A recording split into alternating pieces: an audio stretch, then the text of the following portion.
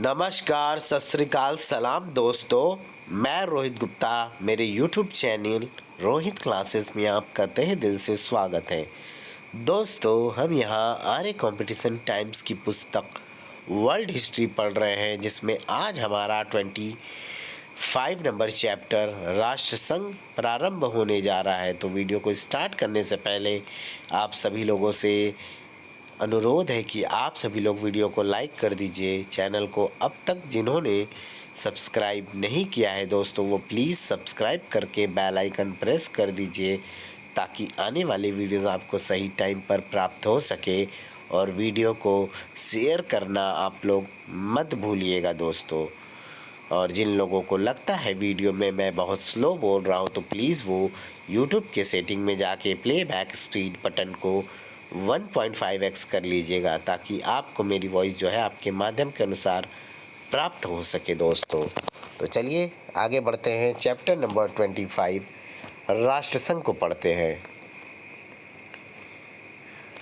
राष्ट्रसंघ की स्थापना से पहले भी विश्व शांति के लिए अनेक प्रयास किए गए। डच विचारक हुंगो ग्रोसियस ने युद्ध और शांति के नियम नामक पुस्तक में विभिन्न राज्यों के बीच प्रचलित प्रथाओं तथा नैतिक नियमों के आधार पर अंतर्राष्ट्रीय कानून का सृजन करने का प्रयास किया था। इस पुस्तक को अंतर्राष्ट्रीय कानून की पहली पुस्तक कहा जाता है। हुंगो ग्रोसियस को अंतर्राष्ट्रीय कानून का प्रवर्तक कहा जाता है, ठीक है, फादर ऑफ इंटरनेशनल लॉ, ठीक है, किनको? हुंगो ग्रोसियस को कहते हैं। आगे, और 1815 ईस्वी में नेपोलियन बोनापार्ट की पराजय के बाद यूरोप में शांति की स्थापना तथा एक नई यूरोपीय व्यवस्था के लिए वियना कांग्रेस बुलाई गई, जिसका अंतर्राष्ट्रीय संगठन के विकास के क्षेत्र में सबसे महत्वपूर्ण योगदान कंसर्ट ऑफ यूरोप की स्थापना है। रूस के ज़ार अलेक्जेंडर प्रथम की पहल पर विजयी देशों ने अंतर्राष्ट्रीय समस्याओं के समाधान के लिए सामूहिक बैठकों की व्यवस्था की, जिसे कंसर्ट ऑफ यूरोप कहा जाता है। ज़ार अलेक्जेंडर प्रथम की योजना के आधार पर पवित्र संघ की स्थापना हुई। पवित्र संघ की योजना सफल नहीं हो पाई और अलेक्जेंडर प्रथम की मृत्यु के साथ ही वह भी समाप्त हो गई। रूस के जार निकोलस द्वितीय ने 1898 में विभिन्न राष्ट्रों के झगड़ों का मध्यस्थ द्वारा निर्णय कराने की पद्धति स्थापित करने का प्रयत्न किया, जिसके परिणाम स्वरूप हेग में 1899 ईस्वी तथा 1907 ईस्वी में 2 अंतर्राष्ट्रीय सम्मेलन हुए। नीदरलैंड की राजधानी हेग, ठीक है। आगे, स्वीडन के अल्फ्रेड नोबेल के नाम पर नोबेल शांति पुरस्कार अंतर्राष्ट्रीय शांति के लिए प्रयत्न करने वालों के लिए रखा गया है। जनवरी 1918 में ब्रिटेन के प्रधानमंत्री लॉयड जॉर्ज ने अपने एक महत्वपूर्ण भाषण में कहा कि शस्त्रों के बोझ को सीमित करने तथा युद्ध की संभावनाएं कम करने के लिए एक अंतर्राष्ट्रीय संस्था की स्थापना अवश्य करनी चाहिए। आगे है, अमेरिका के राष्ट्रपति वुडरो विल्सन ने 8 जनवरी 1918 ईस्वी को शांति स्थापना के लिए 14 सूत्रों अथवा सिद्धांतों की घोषणा की थी, जिनमें एक राष्ट्रसंघ की स्थापना भी थी। राष्ट्रसंघ की रूपरेखा बनाने के लिए अमेरिकी राष्ट्रपति वुडरो विल्सन की अध्यक्षता में एक समिति का गठन किया गया। राष्ट्रसंघ की रूपरेखा का प्रति प्रतिपादन विल्सन ने ही किया था और उसी के सुझाव पर राष्ट्रसंघ को वर्साई की संधि का भाग बनाया गया था। विल्सन ने कहा था कि एक जीवित वस्तु पैदा हुई है। राष्ट्रसंघ 10 जनवरी 1920 को अस्तित्व में आया। आगे है, राष्ट्रसंघ के संविधान में 26 धाराएं थीं तथा इसका मुख्यालय जिनेवा स्विट्जरलैंड में था। राष्ट्रसंघ संविधान की धारा 2 के अनुसार संघ के कार्य संचालन हेतु 3 विभागों की स्थापना की गई थी: साधारण सभा, परिषद और सचिवालय। अंतर्राष्ट्रीय न्यायालय तथा अंतर्राष्ट्रीय मजदूर संघ इसके 2 स्वायत्त अंग थे। यह है दोस्तों वुडरो विल्सन। ठीक है, ध्यान से देखिएगा, वुडरो विल्सन का फिगर है, यह है वुडरो विल्सन हमारे। चलिए आगे बढ़ते हैं,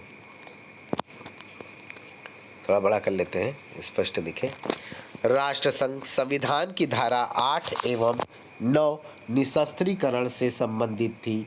राष्ट्रसंघ संविधान की धारा 22 द्वारा मैंडेट प्रणाली की व्यवस्था की गई।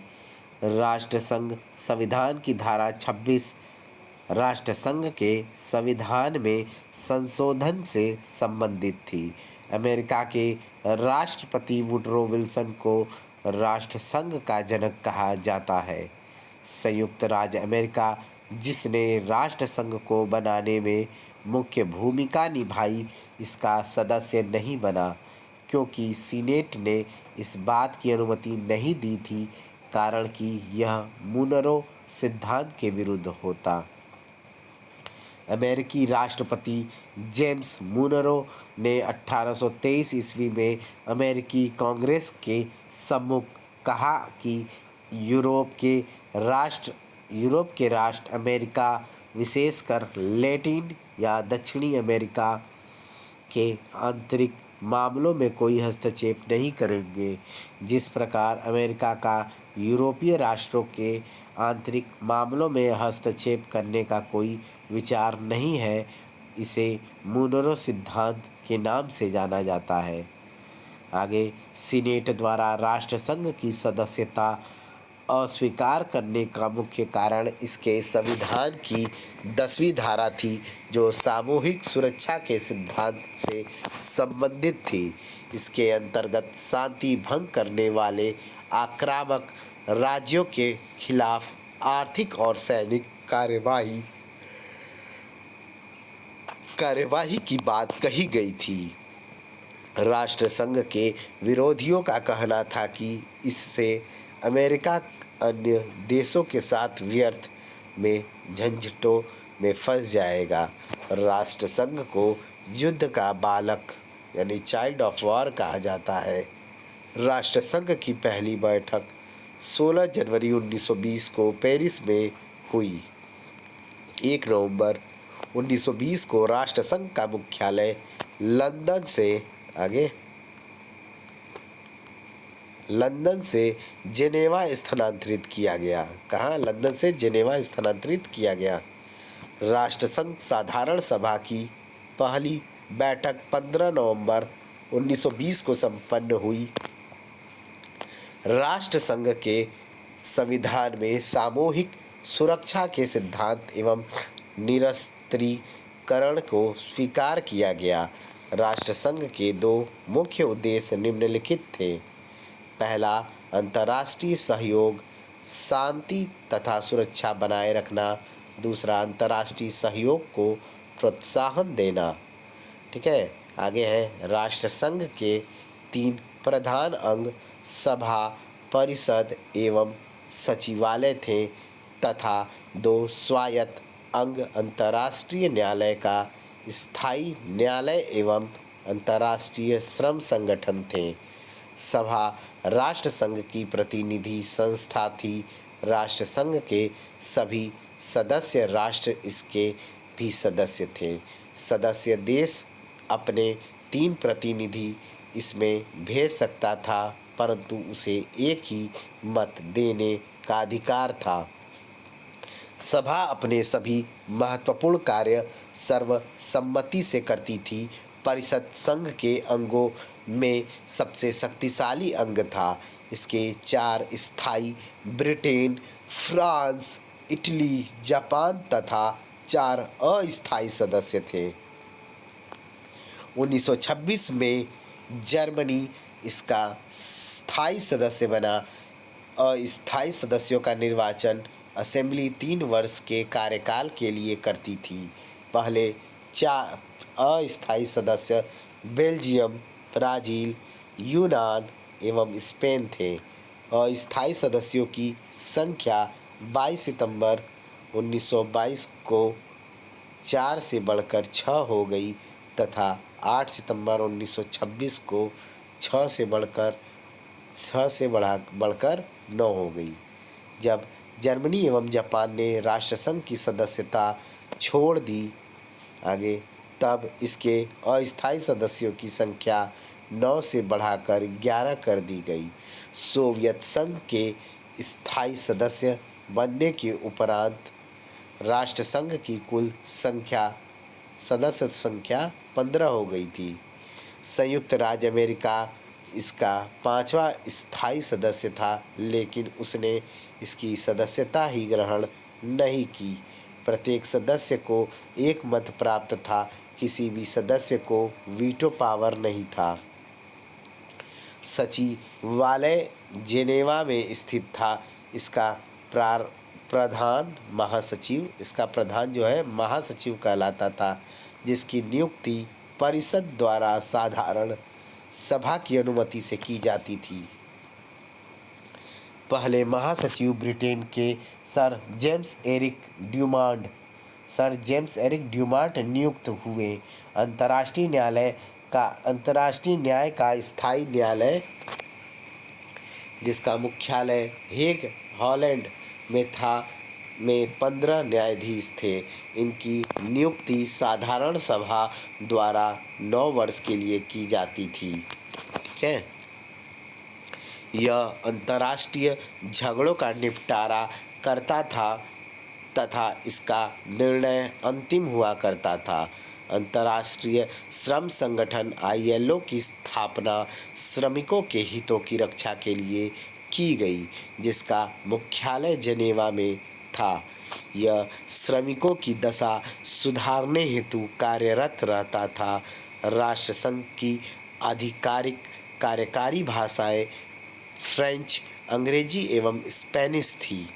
आगे है, राष्ट्रसंघ की संविदा के अंतर्गत सदस्य अपनी सदस्यता निम्नलिखित 2 परिस्थितियों में वापस ले सकते थे। पहला, कोई भी सदस्य 2 वर्ष की सूचना देकर राष्ट्रसंघ से अपनी सदस्यता समाप्त कर सकता था। दूसरा, यदि राष्ट्रसंघ की संविदा में कोई संशोधन होता था जिस पर किसी सदस्य की सहमति नहीं होती थी अथवा वह सदस्य उसका विरोध करता था, तो वह सदस्य राष्ट्रसंघ से अपनी सदस्यता वापस ले सकता था। 1935 ईस्वी तक राष्ट्रसंघ के सदस्यों की संख्या 63 तक पहुंच गई थी, जो सर्वाधिक थी। आगे, राष्ट्रसंघ के निम्नलिखित मुख्य कार्य थे। पहला, राष्ट्रीय सशस्त्रीकरण को निम्नतम स्तर तक कम करना, जिससे वह राष्ट्रीय सुरक्षा से संगतिपूर्ण हो। दूसरा, बाह्य आक्रमण के विरुद्ध राष्ट्रसंघ के सदस्यों की क्षेत्रीय अखंडता तथा राजनीतिक स्वतंत्रता की रक्षा करना। ठीक है। आगे है नंबर 3, अंतर्राष्ट्रीय झगड़ों का शांतिपूर्ण हल करना। नंबर 4, अंतर्राष्ट्रीय शांति एवं सुरक्षा बनाए रखना। आगे है, राष्ट्रसंघ विश्व शांति बनाए रखने में पूर्णतः असफल रहा, फिर भी कुछ अंतर्राष्ट्रीय झगड़ों को सफलतापूर्वक सुलझाने में यह सफल भी रहा। आगे है, फिनलैंड एवं स्वीडन के बीच आइलैंड द्वीपों पर अधिकार करने संबंधी विवाद, जर्मन एवं पोलैंड के बीच अपर साइलेसिया का विवाद, यूनान बल्गारिया सीमा विवाद, कोलंबिया पेरू के बीच लेटिसिया विवाद तथा तुर्की इराक के बीच मोसूल विवाद आदि मामलों में राष्ट्रसंघ ने सफल भूमिका निभाई। 1923 ईस्वी में इटली ने कोफरियू कोफरियू नामक द्वीप पर आक्रमण कर दिया। कोफरियू विवाद इटली तथा यूनान के मध्य था। कोफरियू विवाद के समय जब यूनान ने राष्ट्रसंघ में अपील की तो राष्ट्रसंघ इटली के विरुद्ध कड़ी कार्रवाई नहीं कर सका। राष्ट्रसंघ की प्रतिष्ठा को बड़ा आघात मंचूरिया संकट 1931 के समय लगा। 1931 में जापान द्वारा चीन के मंचूरिया प्रांत पर अधिकार करने के बाद राष्ट्रसंघ ने जापान को मंचूरिया से अपनी सेनाएं हटाने का आदेश दिया, परंतु जापान ने इस आदेश पर ध्यान नहीं दिया तथा 1933 ईस्वी में राष्ट्रसंघ की आगे सदस्यता से त्याग पत्र दे दिया। ठीक है, आगे बढ़ते हैं दोस्तों। आगे दोस्तों 1935 ईस्वी में जब इटली ने अबिसीनिया इथोपिया पर आक्रमण कर उसे अधिगृहित कर लिया तो राष्ट्रसंघ इटली के विरुद्ध आर्थिक प्रतिबंध लगाने के अलावा कुछ नहीं कर सका। जर्मनी ने 1933 ईस्वी में राष्ट्रसंघ की सदस्यता त्याग दी। इसने जब 1938 ईस्वी में ऑस्ट्रिया तथा 1939 ईस्वी में चेकोस्लोवाकिया पर अधिकार कर लिया तब भी राष्ट्रसंघ कुछ नहीं कर सका।